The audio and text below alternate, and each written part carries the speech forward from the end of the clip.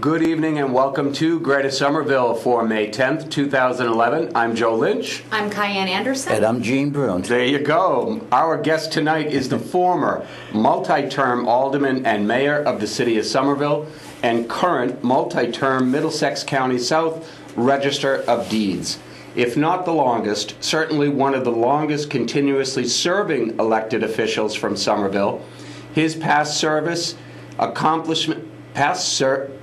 public service accomplishments and legendary volunteer efforts for a multitude of nonprofit organizations have earned him praise not only here in his hometown, but from every corner of eastern Massachusetts. If you've ever wondered who that Eugene C. Brune guy was that the Somerville High Fieldhouse was named after, he is none other than the current Register of Deeds for Southern Middlesex County, Eugene C. Brune. Now, you know that there's a lot of people who know this face right off the bat. You did a wonderful job. Thank you very much. I think I'll quit right now. And welcome to Greater Somerville. Thank you. It took me a long time to get on this show. You know, you have a very popular show. Yeah, waiting list. Everybody wants to get onto it, and you've never invited me until now, which I'm very happy. You and Bill Roach. Okay. Bill Roach has said the same thing when there we are. Wait, he just got on. He just got on. Yeah. Well, you after see? 2 years. Sure. Well, I've been the register for over 20. So I waited a long time. We're just going to do the mea culpa, Gene, and say welcome, and you are welcome back anytime. I'm pleased. Thank you, John. I'm very pleased to be on. But this is not an unfamiliar building for you. No. This You told me building, when you came in. That's right. This building here was a part of my plan when Warner Cable came to Somerville in the 80s looking for a contract. This had to be a part of the contract or they weren't going to get it. I wanted this building to be the building that we could do public, community television at. Right. And we've had this building ever since. Yep. So I'm glad. Well, now we know we have a good advocate. I'm glad. If anybody tries to tinker with this building, we're coming. Oh, We're getting boy. Gene on our side. This is You're a wonderful right. building. Yep. Great In building. the heart of Union Square. And it's great for the public Great and publicity. the citizens. Yeah. Gene, as you know, we usually do some public service stuff and some public announcements, and Cayenne has a few. We have a few. We're going to do them at the beginning just in case we don't want to get cut off anybody. So there's really not much going on, actually. But tonight, you have another half an hour to get to the Ward 7 Neighborhood Resistat meeting, which is over at the West Somerville Neighborhood School.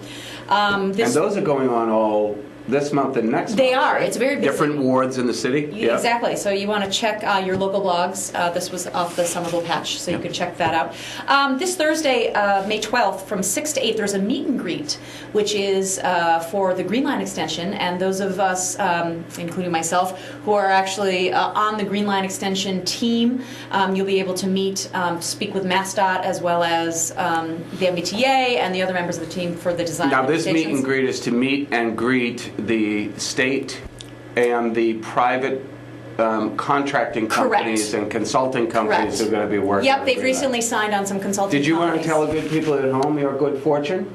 My good fortune? Well, I just started working at a company. I'm just going to be... you can say the name. Well, no, I won't charge you. No, it's Go more ahead that I'd prefer not. But anyway, it's an architecture and engineering firm that I'm working with in conjunction with the Green Line Extension project. I'm very excited about it, and it will continue my efforts into making the Green Line come to Somerville, as we all want. So that meet and greet is on Thursday, 6 to 8, and that's going to be in Medford. Actually, the patch is incorrectly stated, and it's in Medford City Hall. Okay. Anyway, and then Saturday and Sunday, they're from 1 to 4 and 10 to 4 on Sunday. There's the Somerville Library Book Sale. So you can check that out in the square. And we're going to make sure that the Medford newspapers get this clip as well. Great. Because you are the Register of Deeds for Southern Middlesex County. Right.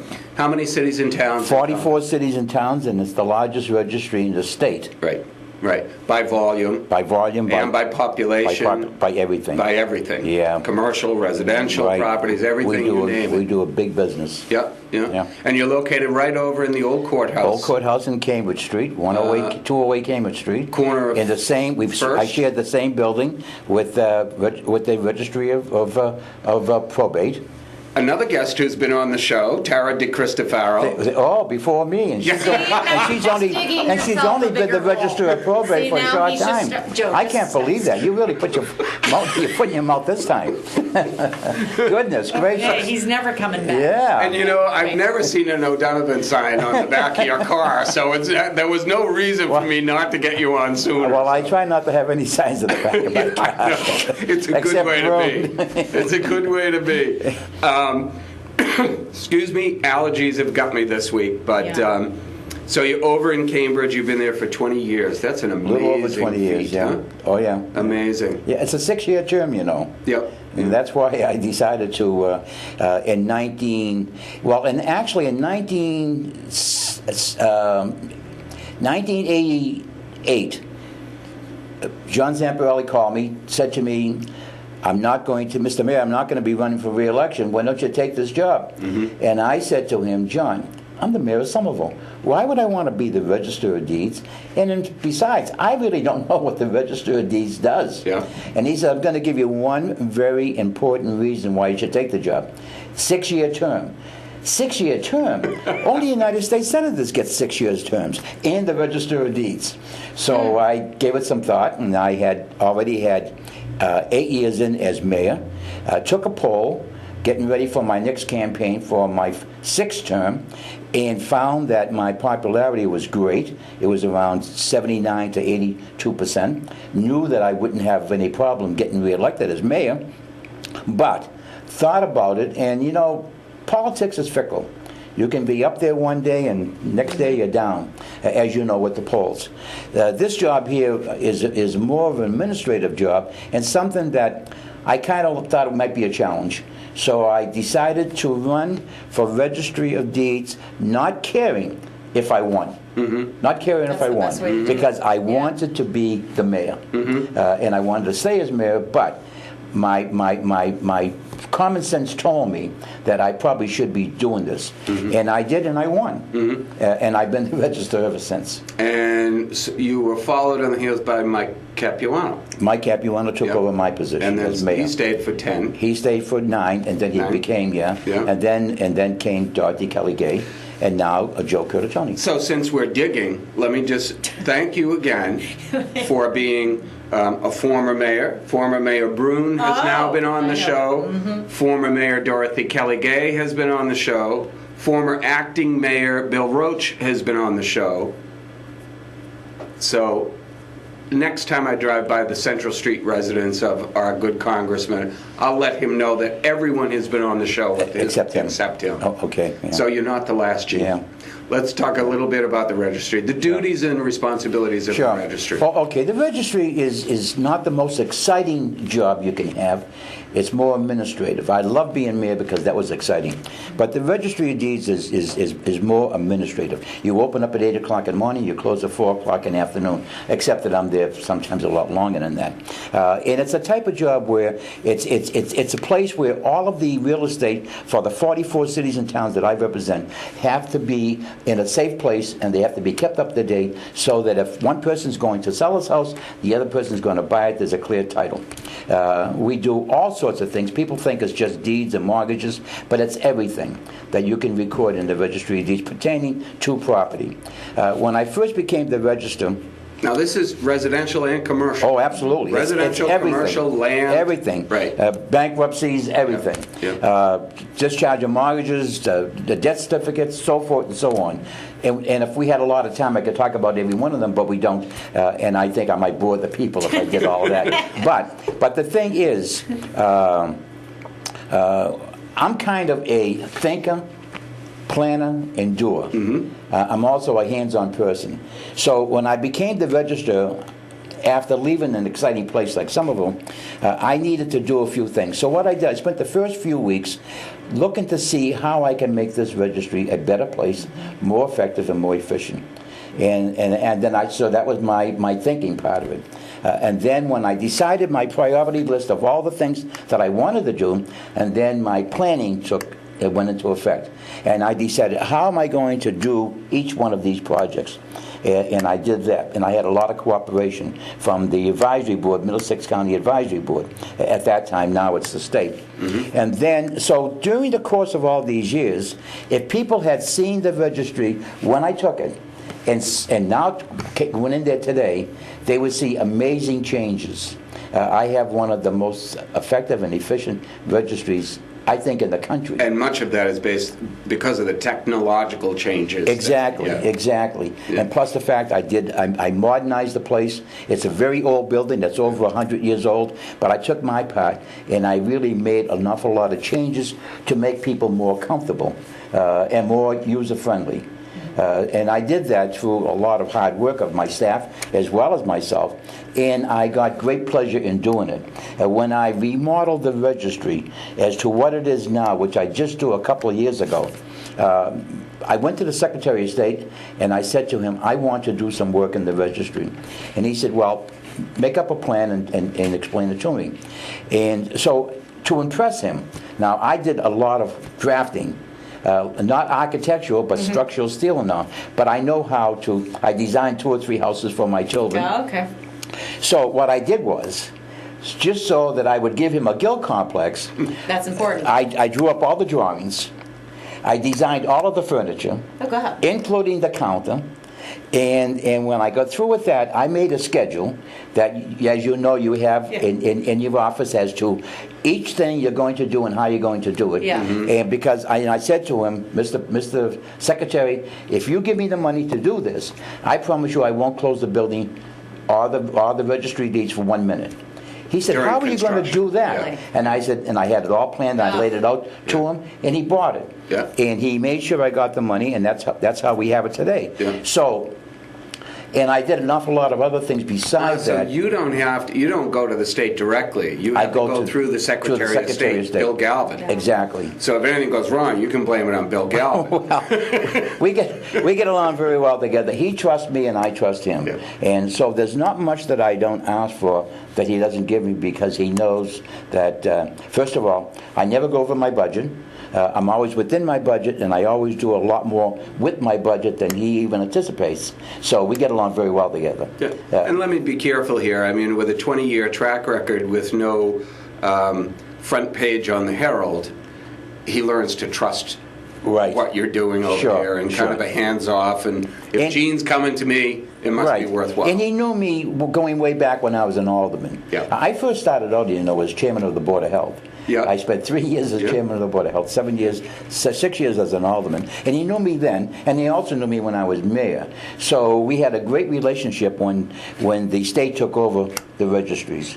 We've continued that relationship. So every piece of paper that an attorney or a real estate agent or a purchaser, a buyer of a piece of property, all that paper that they touch, eventually, in one way, shape, or form, winds up with my name on it. With your name on it. Now, you've talked about how you brought technology into it. Because that's curious, because there are a lot of agencies out there, I think, that would really be incredibly more efficient if they, there's lots of talk of that happening over the next, 10 years. Can I tell you my greatest accomplishment? Sure. Sure. I was about 1 month in office. Ann Wang from Wang Laboratories called me and said, Mr. Register, I'd like you to come and have breakfast with me at my Lowell laboratory. I want to show you something revolutionary. I went there. I had a Wang system in the city, and I also had a Wang system in the registry. That was already there before I got there. He took me and he showed me this thing, and it was called imaging, where you take a piece of paper, you scan it. It goes into your computer base. It's indexed, and then anytime you want, you can bring up that information and you can read it. You can make copies. And if you wanted to make copies, you can press a button and go to the copy machine down the street or wherever and get a copy. And that was revolutionary at the time, because I'm going back to 1980. Right now it's old hat, but at that time it was revolutionary. Sure. I said, what does this cost? He said, to buy it, about $1.5 million. And I said, I could never afford it, and I'm certainly sure the county's not going to give me that kind of money. So he said, but I will lease it to you. And I said, I want this. I really wanted this. I went before the advisory board. And it just so happened that most of the advisory board members are made up of mayors and managers of cities and towns. When I was mayor, I was president of the Mass Municipal Association. I was chairman of the MBTA advisory board. I was the president of the executive board for the MBTA, and I was chairman of fiscal policy. A lot of those people were members of my committees. So they trusted me, and they said to me, look, we just can't give you the money, but if you can lease it, we will let you lease it. Right. Prove to us this thing is worth a capital investment at some future point. And at the time, the Middlesex County South Registry of Deeds had a kind of a bad reputation. And I said, give me the money and I'll change the image. Yeah.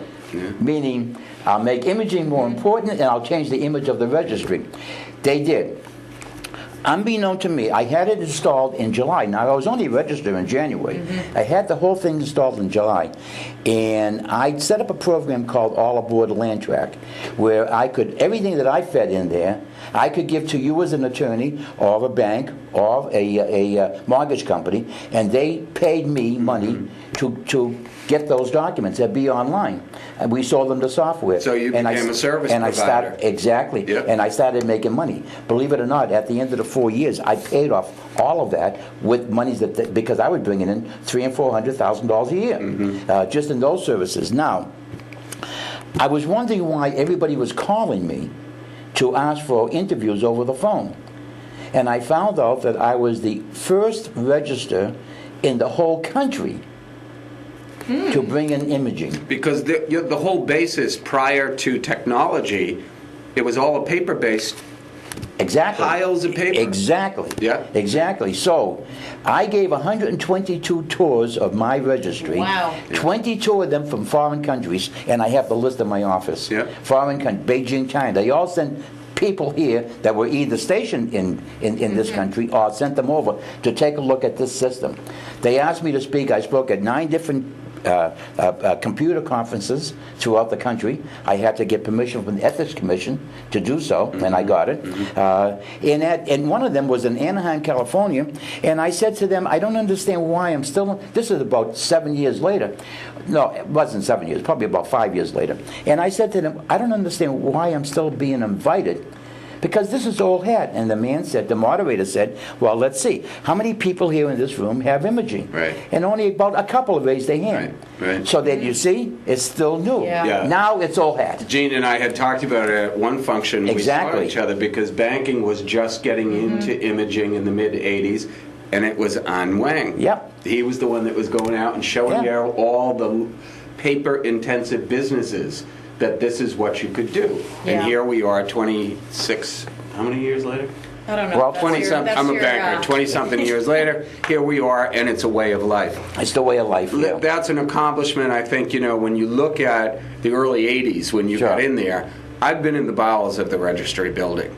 Trust me, you do not want to go through some of those books. Well, my first book is 1639. Right. Wow. See, I'm a pseudo-history buff, so I was fascinated with going through some of the early land records. Yeah. But let's go into a question that was asked via email to me, that county sheriffs and county register of probate, register of deeds, those are one of the few vestiges that are left from county government as we had it here in Massachusetts. So the question they asked is, ask the register if he foresees a day when county government is completely gone from Massachusetts, meaning sheriffs and... I think the only thing that's going to be left is just the outline of the county, because most of the registries now are under the state. Right. I think all of the sheriffs are under the state. And probate, well, they're under the state anyway, even though, they're part of the county. So I think, yes, I think the answer to the question, you're not going to see any county agencies. And do you foresee at some point the elected positions gone away and they become appointed? They could very well be. Yeah. They could very well be, yes. Yeah. Because, and I assume that question came from somebody who's a little bit older than I am. Sure. They distinctly remembered when everything was county government in Massachusetts. Right. So. Yep. That could very well be. Yeah. Where are you going in the future with the registry? You're going to take it Well, you know, You're going to put it on handheld devices. I'm going to Handheld devices, Yeah. Gene. You saw There what you go. Cayenne well, you know, was we doing. do Yeah, have they now. gotta do iPhone. I did institute just a short time ago.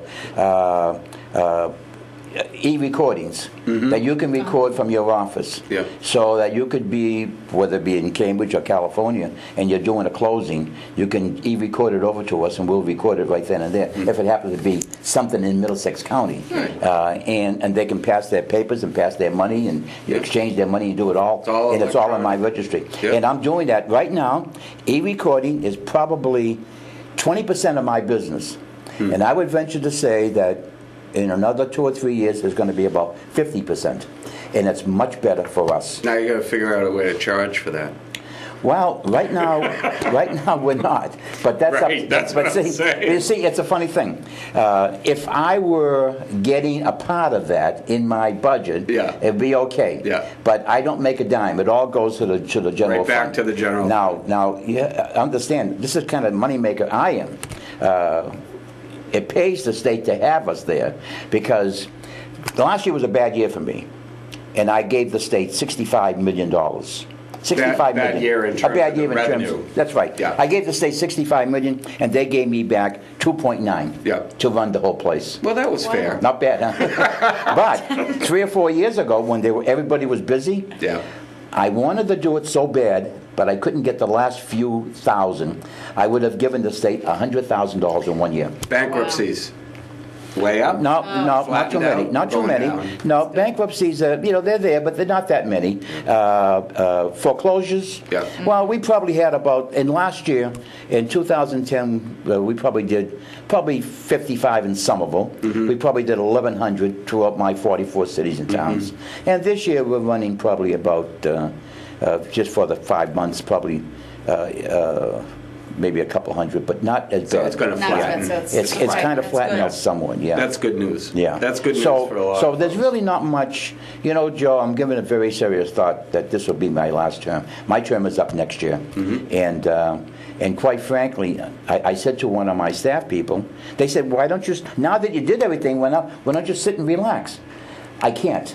I get bored. Yeah. I get bored, so. You know there's a chapter 3 for you. Where is it? Yeah. There's got to be a chapter 3. I have no idea what that's going to be yet. Well, Gene, I have full faith and confidence in you that But in there's any going to be a case, chapter 3. In any case, this, I'll probably have somebody else take over, and they're going to. And there's going to be 44 candidates. Probably so. Yeah. Probably so. Yeah. One from each Yeah. of those cities and towns.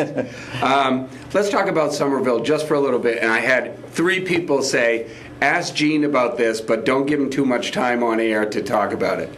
The chemical spill when you were mayor. Okay. I became mayor in January, April 3rd, 1980. I wake up in the morning and find out that I'm faced with the worst chemical spill in the history of the state. 13,000 gallons of phosphorus trichloride is leaking from a tanker car going down into our sewer lines, and that would cause some serious problems. Railroad. East Somerville. At the railroad, that's right. Yeah. I got there. I was there from 9 o'clock in the morning till 5 the next morning. I did get some phosphorus trichloride in my body, which took 3 years to get out. I found that when 5 o'clock in the morning, my lips were all chapped and my skin was kind of tough. But in any case, I learned one thing, that when it comes to something like that, a disaster such as that, I had people from the Secretary of Safety there, I had people from chemical companies, I had people, engineers down there, I had everybody there. But any decision that had to be made, I had to make.